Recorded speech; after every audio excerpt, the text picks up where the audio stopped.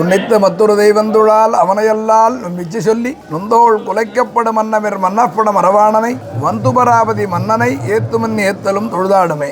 ஸ்ரீ ராஜகோபால சுவாமி திருக்கோவிலின் பங்குனி பிரம்மோற்சவத்தில் 10ஆம் திருநாளான இன்று சேஷவாகனம். சேஷவாகனம் மாத்திரம் இந்த ஊரை விட்டு ஒரு 2 கிலோமீட்டர் தொலைவிலே இருக்கக்கூடிய ஸ்ரீ கோபிநாத பெருமாள் சன்னதியில் இருந்து புறப்பாடாகும். பாக்கி வாகனங்கள் எல்லாம் யான வாகன மண்டபத்திலிருந்து புறப்பாடாகிறது திருப்பார்கட தெருவிலிருந்து என்பதை நேற்றே பார்த்தோம். ஏனென்றால் ஹரிவம்சத்தினுடைய ஸ்லோகமானது ஏஷ நாராயண ஸ்ரீமான் ஸ்ரீரார்ணவன் கேதனஹா நாகபர்யங்க முஸ்ரிஜ்ய ஹியாகதோ மதுராம்புரியும் என்றதாக ஸ்லோகம். அதிலே ஏஷ நாராயண ஸ்ரீமான் ஸ்ரீரார்ணவன் கேதனஹா என்றால் எம்பெருமான் ஒவ்வொரு அவதாரத்தையும் திருப்பார்கடலில் இருந்து செய்தான்.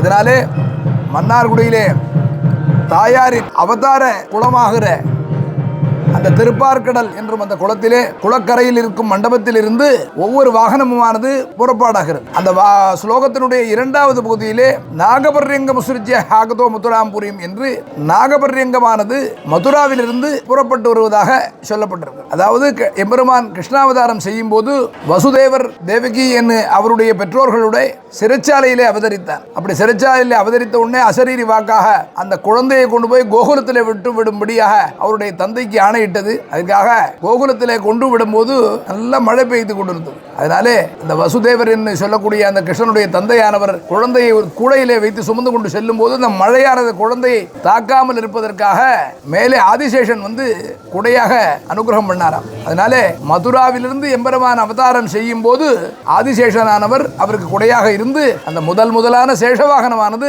அங்கே நடைபெற்றது. அதையேத்தான் இங்கே சேஷவாகனமானது நடைபெறும் பொழுது இந்த கண்ணனுடைய சன்னதியாக இருக்கக்கூடிய கோபிநாதன் சன்னதி, ஏன்னா கண்ணனோட அவதாரம் பண்ண இடங்கள்லாம் மதுரா, அதுக்காக கண்ணனோட அவதாரமாக இடமாக இருக்கக்கூடிய இந்த கோபிநாதன் சன்னதியிலிருந்து இந்த சேஷவாகனமானது புறப்பாடாகிறது. அது மாத்திரமல்ல, ஆதிசேஷன் என்று சொல்லப்படுகிற அந்த சேஷவாகனமானது எம்பெருமானுக்கு எல்லா விதத்திலும் கூடவே இருக்கக்கூடியது. ஆதிசேஷன் என்றால் அவரோடையே மித்தப்பட்டு இருக்கக்கூடியது, அவரோடையே ஒட்டி இருக்கக்கூடியது என்று பொருள். சென்னால் குடையாம், இருந்தால் சிங்காசனமாம், நின்றால் மடவரியாம் நெல்கடலுள், என்னும் புனையாம் மணிவிளக்காம் பூம்பட்டாம் புல்கும் அணையாம் திருமார்க்கு அரவு. அப்படி அரவு என்றால் ஆதிசேஷன். அந்த ஆதிசேஷன் என்று சொல்லக்கூடிய அந்த பாம்பானது எம்பெருமான் நடந்து போனால் சென்றால் குடையாம், அவருக்கு குடையாக.